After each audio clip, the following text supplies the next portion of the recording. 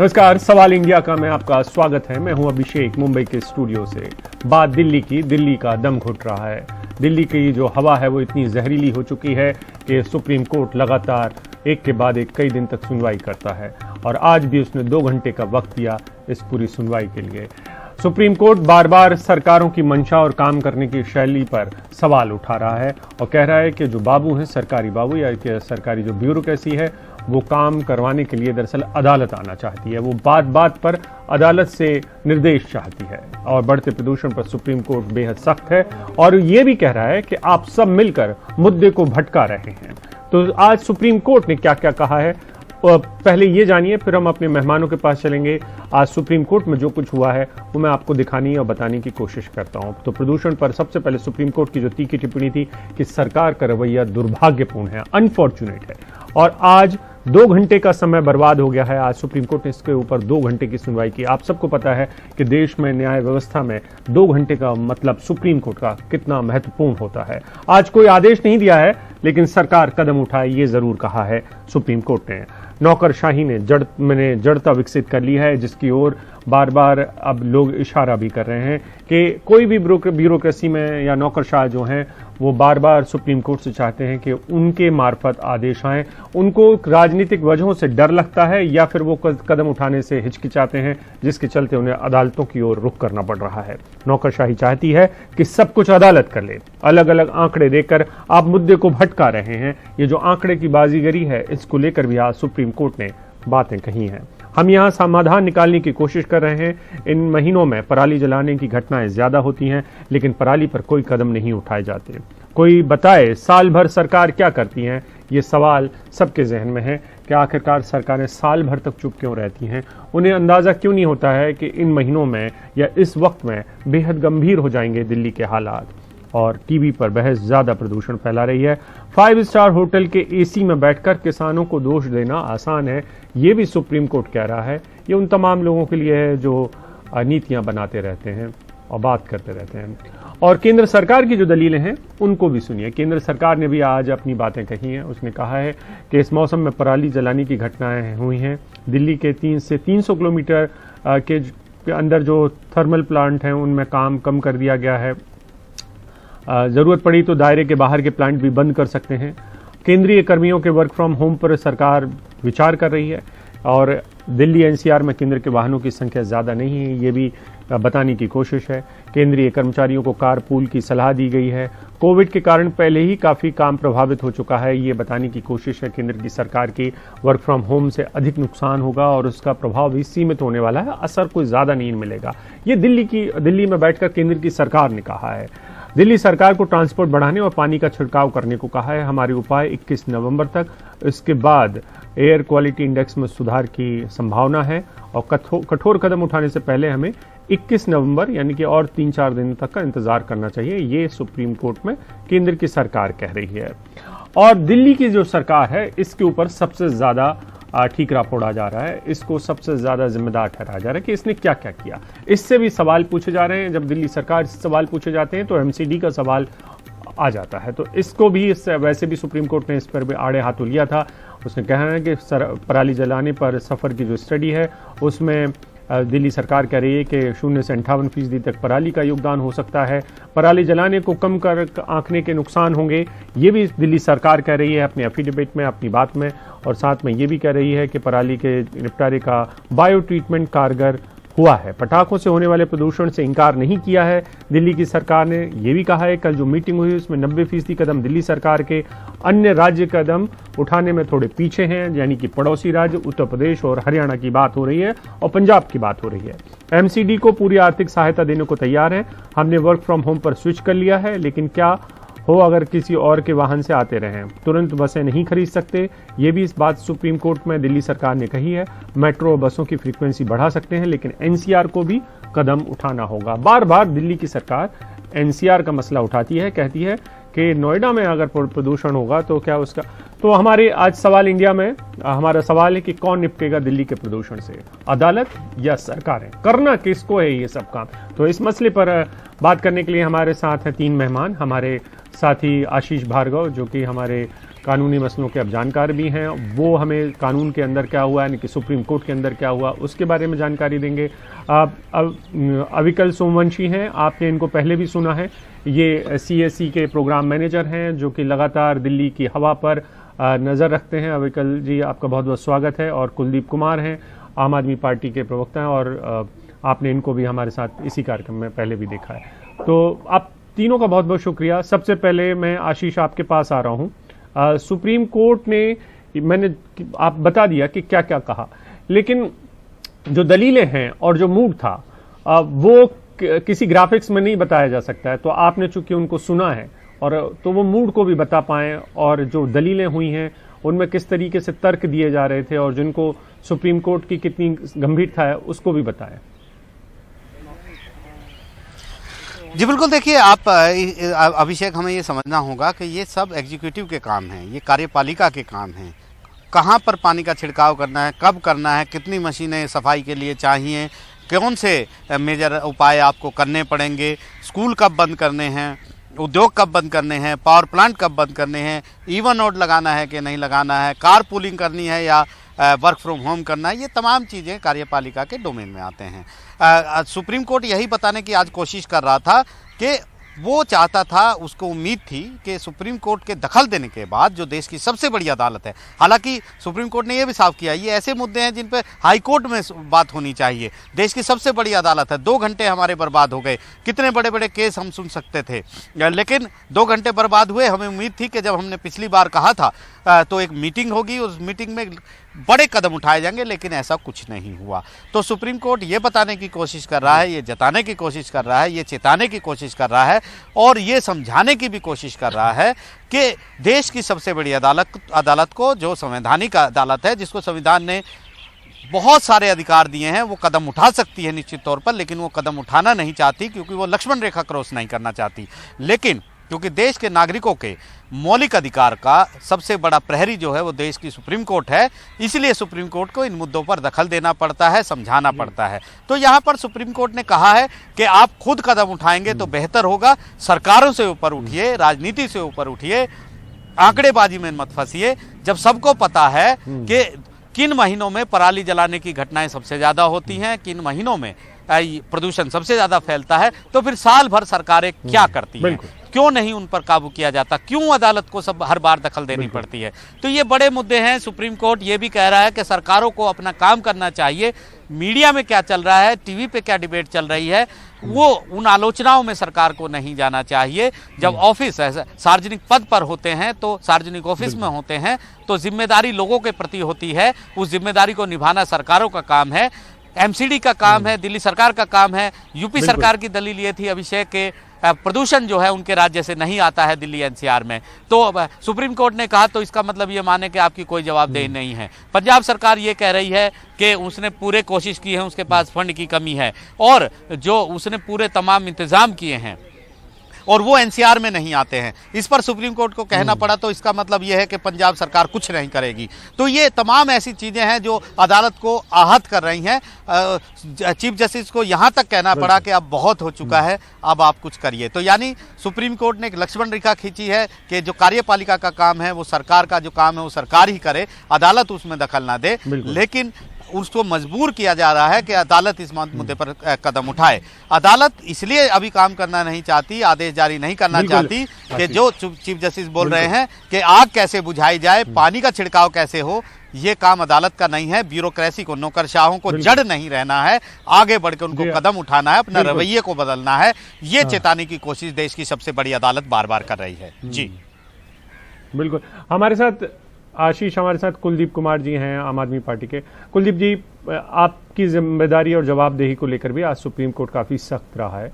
आपसे बार बार कहा जा रहा है कि आप लोग भ्रम नहीं फैलाइए, आप आंकड़ों की कलाबाजी और जो बाजीगिरी है उससे बाहर निकलिए और इसको ओन करिए, इसको स्वीकार करिए कि आपने जो काम किए हैं वो नाकाफी हैं, और उनको और ज्यादा बढ़ाइए। क्योंकि ये जो बस के सजेशंस हैं या वर्क फ्रॉम होम है, ये तमाम चीजें पहले क्यों नहीं कर ली गई, ये सवाल वाजिब सवाल है जो सुप्रीम कोर्ट में भी उठा है।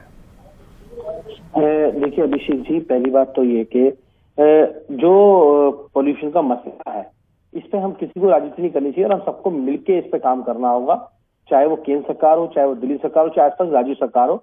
और दिल्ली सरकार की तरफ से मैं आपको बता दूं कि दिल्ली सरकार लगातार पिछले 4 महीनों से पोल्यूशन के ऊपर काम करने का काम कर रही है। हमने डस्ट कंट्रोल के लिए टीमें बनाई, हमने जो फायर जगह जगह होते हैं उसके लिए हमने टीमें बनाई, उसके बाद हमने जो सीपी के अंदर स्मॉग टावर लगाया वो भी उसके अंदर एक पहल थी। अगर आज दिल्ली के अंदर 24 घंटे बिजली आ रही है और जेन सेट है तो वो भी उस पोल्यूशन को कम करने में एक हम लोगों ने कदम उठाने का काम किया। उसके बाद अगर आप देखेंगे तो दिल्ली के अंदर जितने भी हमारी बड़ी इंडस्ट्री थी उन सबको पीएनजी पे कन्वर्ट करने का काम किया। तो लगातार सरकार उस पर काम करने का काम कर रही है और दिल्ली सरकार के चाहे मुख्यमंत्री अरविंद केजरीवाल जी हो, चाहे पर्यावरण मंत्री गोपाल राय जी, लगातार आप देखेंगे डेली उसके बाद पीसी करते हैं, डेली उससे बैठक होती है, अधिकारी के साथ उससे बैठक की जाती है और उस पर आगे काम करने के लिए किया जाता है। अगर हम कंपेन लेके आते हैं कि अगर आपकी रेड लाइट ऑन है तो आप इंजन ऑफ कर लीजिए, तो मुझे लगता है कि इससे भी वो लोगों को बहुत बेनिफिट मिलता है। लेकिन उसका दुष्प्रचार जो विपक्षी पार्टी के लोग करते हैं उन्हें नहीं करना चाहिए, उन्हें सरकार के साथ खड़े होना चाहिए।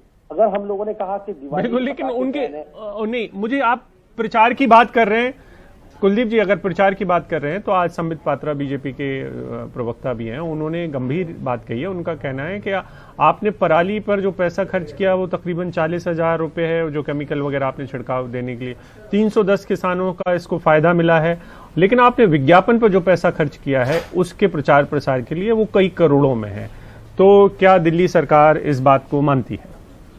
देखिए, संबित पात्रा क्या कहते हैं मुझे नहीं बताओ क्या कह जाते हैं, उन्हें भी नहीं बताओ क्या कहते हैं, लेकिन उनको ये समझना चाहिए कि अगर हम लोगों को जागरूक नहीं करेंगे, पॉल्यूशन कोई ऐसा नहीं है कि मैं आज कोई कदम उठाऊं और कल पॉल्यूशन खत्म हो जाएगा। हम सब लोगों को मिलकर पर्यावरण के लिए जागरूक होना पड़ेगा। हमें भी ये सोचना पड़ेगा कि हम रेड लाइट पे जाते हैं हम अपना इंजन ऑफ कर लें, अगर हमें कहीं पर आग, हम खुले में आग न जलाएं। हमें सोचना पड़ेगा हमारी गाड़ी पॉल्यूशन करती है, हम उस पॉल्यूशन को बंद कराएं, सर्टिफिकेट ले पॉल्यूशन का, तो हम सबको मिलकर करना पड़ेगा। सरकार का ये जिम्मेदारी है, किसी भी सरकार की चुनी हुई की, कि अपने नागरिकों को जागरूक करे, उसको लेकर उनको अवेयर करे कि आप पॉल्यूशन को कैसे कम कर सकते हैं। अगर हम लोगों को नहीं बताएंगे पॉल्यूशन कम कैसे हो सकता है तो इस पर हम काम कैसे कर पाएंगे। और दूसरी बात एक और है, और जो पराली की हम बात करते हैं, अगर दिल्ली सरकार ने एक समाधान दिया, अगर दिल्ली सरकार ने एक समाधान दिया तो बगल की राज्य की सरकार, दिल्ली में इतने केसेस नहीं है पराली के, मैं फिर आपसे कह रहा हूं, जितने केसेस थे हमने उसको बायोकंपोजर से ऊषा के साथ मिलकर उस केमिकल छिड़काव किया। हमने सरकारों को ये कहा, चाहे पंजाब हो, हरियाणा हो, उत्तर प्रदेश हो, सभी सरकारों को, किसानों की कोई गलती नहीं है। अगर उनको हम समाधान नहीं दे पाएंगे, सोल्यूशन नहीं दे पाएंगे, उनको अगर हम ऐसी चीजें नहीं दे पाएंगे जिससे पराली खत्म हो सके, तो वो पराली जलाएंगे, उनका ऑप्शन दूसरा नहीं बचता।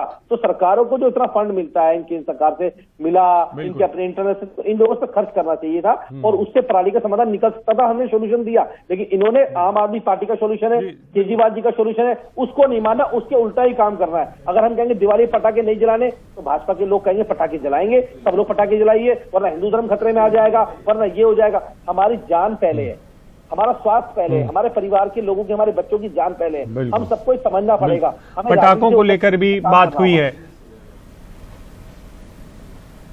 बिल्कुल, पटाखों को लेकर भी बात हुई है।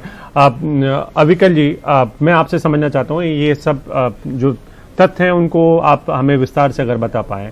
पहली बात तो ये कि सुप्रीम कोर्ट बार बार कह रहा है कि आज सुप्रीम कोर्ट में ये बताने की भी कोशिश हुई है सरकारों की तरफ से कि देखिए सब कुछ अपने आप ठीक हो जाएगा, एयर क्वालिटी इंडेक्स ठीक हो जाएगा, चिंता मत करिए, 21 नवंबर तक का ही इंतजार करना है, उतने दिन तक ही हमको दम घुटने देनी चाहिए, बाकी तो सब कुछ ठीक हो जाएगा। तो क्या सरकारें इस फॉर्मेट में ज्यादा यकीन करती हैं कि मौसम का तकाजा है, थोड़े दिन में ठीक हो जाएगा, ये एक छोटा सा वक्त होता है जिसके वक्त में दिल्ली वालों को दम घुटने का शिकार होना पड़ता है? तो क्या यही एक सच है कि वक्त के साथ सब कुछ ठीक हो जाएगा और अभी बहुत ज्यादा चिंता करने की जरूरत नहीं है? ये क्या बोलूं इसके बारे में, हास्यास्पद बात है कि जो अब आपका प्रदूषण है वो 1 हफ्ते रहे या 2 महीने रहे या पूरे साल भर रहे, एक्सपोजर से आपकी जो स्वास्थ्य पे असर होगा वो अलग अलग होगा। आपका जो मानक भी बना है उसमें बोला गया है अगर आपका प्रदूषण लेवल 60 माइक्रोग्राम पर क्यूबिक मीटर से 2 दिन लगातार ऊपर रहता है तो आपको आपके स्वास्थ्य पे हानिकारक असर होगा। हमारे यहाँ तो 2 हफ्ते होने आए जब ये 300 के नीचे नहीं जा रहा, तो ये बहुत बुरी बात है। आप लॉन्ग टर्म एक्सपोजर और शॉर्ट टर्म एक्सपोजर दोनों को समझिए। आपको पूरे साल भर का प्रदूषण कम करना है कि लॉन्ग टर्म एक्सपोजर जिससे लॉन्ग टर्म हानि होती है उसको कम किया जाए, लेकिन जो शॉर्ट टर्म एक्सपोजर होता है, जो आपका 1 दिन या 2 दिन में ये काफी ऊंची जो प्रदूषण की लेवल जाती है, उससे जो तुरंत हानि होती है, जो लोग हॉस्पिटल में भर्ती होने लगते हैं, आप दिल्ली किसी भी अस्पताल में चले जाइए, अस्थमा और उसके मरीजों की जो भर्ती हो रही है इमरजेंसी में, वो काफी बढ़ चुकी है। तो इसका कहना है कि अगर एक साल में 1 हफ्ता या 2 हफ्ता होता है तो हम 2 हफ्ते लोगों को मरने दें, ये कौन सी बात होती है? ये बिल्कुल गलत एटीट्यूड है। आपको दोनों पे काम करने की जरूरत है, क्योंकि देखिए आज भी जो सॉल्यूशन की बात हुई है, बिल्कुल बिल्कुल आज जो समाधान की कोशिश हो रही थी, उस समाधान में जो सबसे बड़ी बात है वो ये कि आशीष इसको शायद हमें बता पाएंगे, अविकल जी फिर आप दोबारा शायद जुड़ पाए, आपके कनेक्शन में कोई समस्या आ रही थी। आशीष, इस मसले पर शायद 21 नवंबर तक की बात कही गई है कि हमें इंतजार करना चाहिए 21 नवंबर तक, तब तक हालात सुधर जाएंगे और कोई सख्त कदम उठाने से पहले।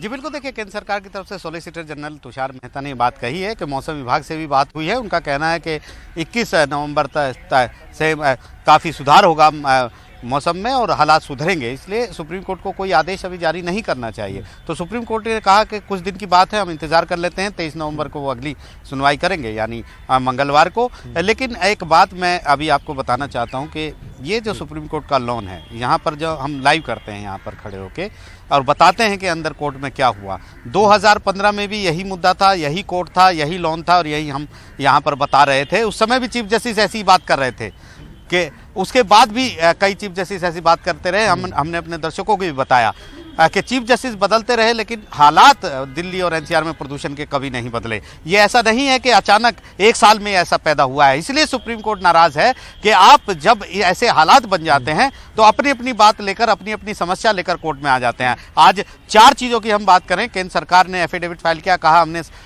स्टेट्स को ये आदेश दिए हैं, ये सब करिए, ये कदम उठाए जा रहे हैं। दिल्ली की तरफ से कहा गया कि उसने सारे तमाम कदम उठाए लेकिन समस्या पराली की पंजाब से आती है। यूपी सरकार कह रही है कि वो प्रदूषण नहीं फैलाते हैं, पंजाब सरकार कह रही है कि हम एनसीआर में नहीं हैं।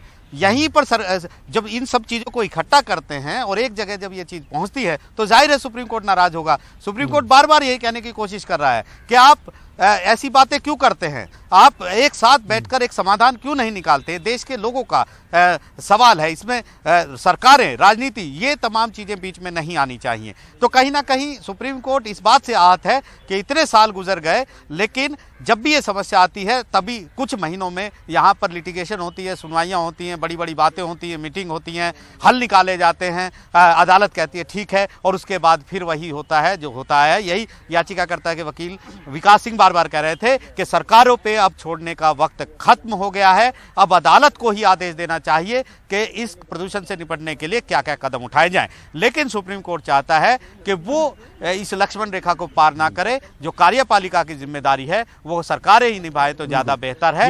अदालत इसमें पड़ेगा तो इसके दूरगामी परिणाम होंगे। ये सुप्रीम कोर्ट अच्छे से सवाल उठता है। बिल्कुल आशीष, बिल्कुल कुलदीप जी से ये सवाल उठता है कि आज सुप्रीम कोर्ट भी आपकी ओर कह रहा है, ये उंगली आपकी तरफ भी है कुलदीप जी और ये केंद्र की सरकार की तरफ भी है। आप थोड़ी देर के लिए भूल जाइए क्या यहाँ पर केंद्र की सरकार का मसला है। आपके जो सवाल के जवाब हैं वो तो आपको देने हैं। आपकी नौकरशाही या आपकी जो सरकार है वो जड़ता में है। ये मसला हम लोग भी इसी तरीके से चर्चा करके, टीवी डिबेट कर करके थक चुके हैं। सारे लोग थक चुके होंगे, शायद सुप्रीम कोर्ट में जो लोग बैठे होंगे वो भी थक चुके होंगे। तो आप कब इसको अपनी प्राथमिकता नंबर 1 मानेंगे, ये तो सुप्रीम कोर्ट भी जानना चाहता है। और आप ये कैसे कह सकते हैं जैसे पानी छिड़कना आपके हाथ में था, आप उसकी मशीनें क्यों नहीं बढ़ा सकते थे? और मसले को आप एमसीडी और दिल्ली सरकार की आपस की लड़ाई में कब तक घुमाते रहेंगे? जनता को तो इससे मतलब है कि सर्विस डिलीवर हो और वो आपकी तरफ भी देखते हैं उसके लिए।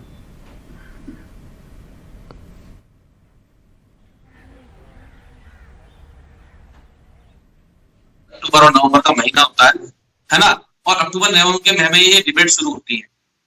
लेकिन हमें ये बात समझनी पड़ेगी कि आज सुप्रीम कोर्ट ने भी बात कही है कि पराली के केस इस साल बढ़े, पिछले साल के मुकाबले पराली के केस इस साल बढ़े हैं।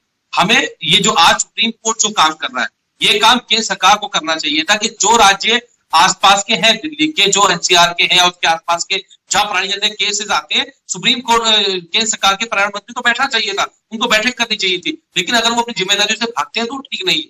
दूसरी बात ये, दिल्ली सरकार लगातार इस पे काम कर रही है, हम लोग लगातार पॉल्यूशन के ऊपर काम कर रहे हैं, मैंने फिर बता दिया। लेकिन दिल्ली के अंदर जो हम बार बार एमसीडी की बात करते हैं, सर एमसीडी बहुत छोटी एजेंसी नहीं है दिल्ली के अंदर, 3 म्युनिसिपल कॉर्पोरेशन दिल्ली के अंदर है और तीनों के पास बहुत सारी चीजें हैं। तो अगर आप 40 फुट से कम की सड़कें देखेंगे तो सारी एमसीडी के पास है। दिल्ली की बड़ी 3 लैंडफिल शायद एमसीडी के पास है, तो मैक्सिमम जिम्मेदारी एमसीडी के पास भी है। लेकिन नहीं, हम किसी भी जिम्मेदारी नहीं थोप रहे, हम एमसीडी को नहीं कह रहे कैसे काम करें, लेकिन जो हमारे एफर्ट्स हैं हम 100% कर रहे हैं। लेकिन अगर पराली के धुएं से या बम पटाखों के धुएं से अगर दिल्ली प्रदूषित होती है, तो मैं कहता हूँ विपक्ष के लोगों को भी साथ आना चाहिए ऐसी चीजों के अंदर, जिससे आपके बच्चों का गला भी घुट रहा है, आपके बच्चों का दम भी घुट रहा है, हम सबको उसके लिए साथ आना चाहिए। आप खुद अभिषेक जी ये मेरी बात से सहमत होंगे कि जब हम लगातार लोगों से अपील कर रहे थे कि आप दिवाली पर बम पटाखे ना जलाएं, आप एक दिया जला के दिवाली बनाएं, तो भाजपा के साथी, कांग्रेस के साथी लोगों से कहते नहीं आप पटाखे जलाइए, हम आपके साथ हैं, बाहर आके पटाखे जलाने का काम करेंगे। तो हम सबको इससे आगे निकलना पड़ेगा। और मैं एक चीज और बता रहा हूँ आपको, देखिए दिल्ली का एक लेवल देखिए, मैं आपको दिखा रहा हूँ 4 नवंबर को 352, 5 नवंबर 462, 6 नवंबर 437, 7 नवंबर 4, मतलब उसके बाद से, उससे 2 दिन पहले से और उसके 2 दिन बाद से लगातार दिल्ली का AQI लेवल बढ़ना शुरू हो गया और आज तक भी, आज 17 तारीख हो चुकी है, आज तक भी वो ठीक होने का काम नहीं कर रहा। आज केंद्र सरकार अगर ये कह रही है कि 4 दिन में ठीक हो जाएगा, आप बताइए कि 4 दिन। अविकल, मैं आपसे ये समझना चाह रहा हूं कि दिल्ली की सुप्रीम कोर्ट भी कुछ कह रही है कि भाई सरकारों को करना चाहिए। सरकारें इस वक्त में क्या क्या नहीं कर रही हैं जिसकी वजह से ये समस्या जस की तस बनी हुई है? ये शायद हम मिरर दिखा सकें, आईना दिखा सकें केंद्र की सरकार को और राज्य की सरकार को। आप लोग चूंकि इस मामले में काम कर रहे हैं, आपकी सलाह क्या है सरकारों के लिए? जी, काफी सारी चीजें हैं जो सरकारों को पहले से कर लेनी चाहिए थी। इमरजेंसी तो अब हो चुकी है, इस समय तो आप इमरजेंसी मेजर्स ही लेंगे, लेकिन आपका दिल्ली के अंदर जो स्ट्रक्चरल इश्यूज हैं मैनेजमेंट के, ट्रैफिक मैनेजमेंट हो गया, आपके कचरे का मैनेजमेंट हो गया, आपका जो कूड़ा जलाया जाता है उसकी दिक्कत है, आपके जो कंस्ट्रक्शन में जो धूल धक्कर उड़ती है उसका प्रॉपर मैनेजमेंट की जो चीजें हैं, आपके रूल्स एंड रेगुलेशंस बन चुके हैं, उसको इम्प्लीमेंट करने की जरूरत है और उसमें ढिलाई होती रहती है। आपका प्रॉब्लम आप सड़कों का ही देख लीजिए, सड़कें टूटी हुई हैं और हर दूसरे दिन कोई ना कोई अलग डिपार्टमेंट आके सड़क खोद देता है और उसको जब जो सड़क का मलबा बाहर रखा जाता है उसके ऊपर कोई ज्यादा मेजर नहीं लिए जाते हैं। और ये सिर्फ आप मेजर लेना शुरू करते हैं जब ये मौसम शुरू होता है, लेकिन अगर आप इसे अपने पूरे सिस्टम का हिस्सा नहीं बनाएंगे, पूरे साल भर नहीं चलाएंगे, तो इसका असर आप 1-2 दिन में कैसे दिखा पाएंगे? बाकी चीजें, आपका ट्रैफिक मैनेजमेंट हो गया, आपका बाकी सारी इंडस्ट्रीज में जो सप्लाई करनी है आपको क्लीन ईंधन की, जो दिल्ली सरकार ने शुरू कर दी है, लेकिन काफी सारी अनऑर्गेनाइज्ड इंडस्ट्रीज हैं दिल्ली में जिनको इस दायरे में लाने की जरूरत है। और बाकी आपका दिल्ली का जो ट्रैफिक है वो बहुत बड़ी प्रॉब्लम है।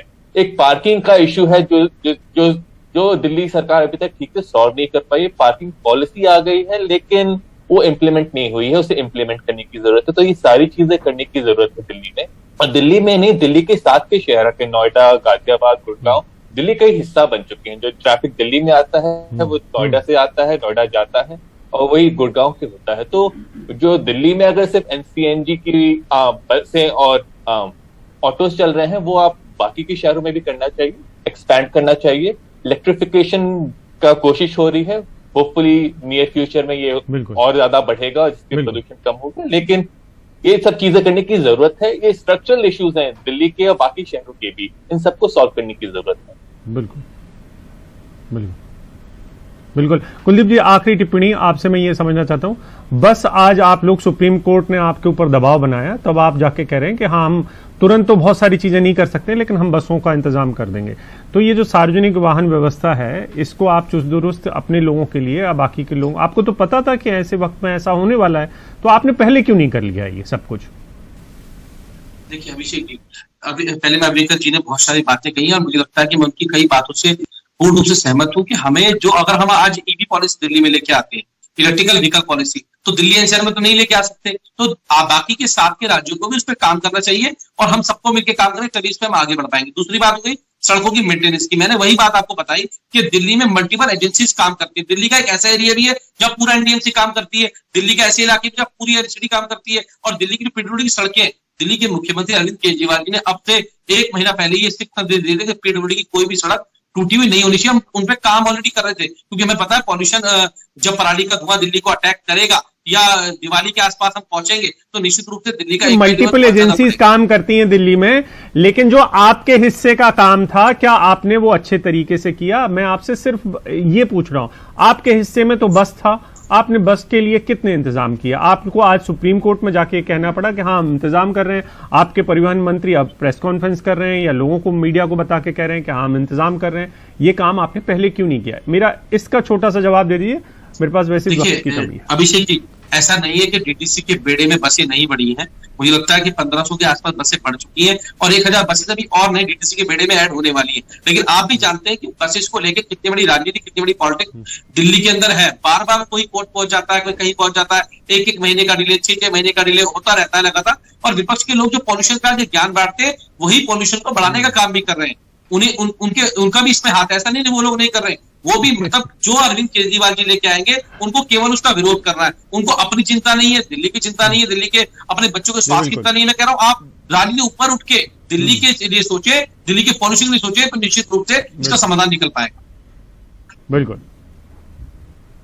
बहुत बहुत शुक्रिया कुलदीप जी आपका, अविकल आपका भी, आशीष आपका भी सुप्रीम कोर्ट से।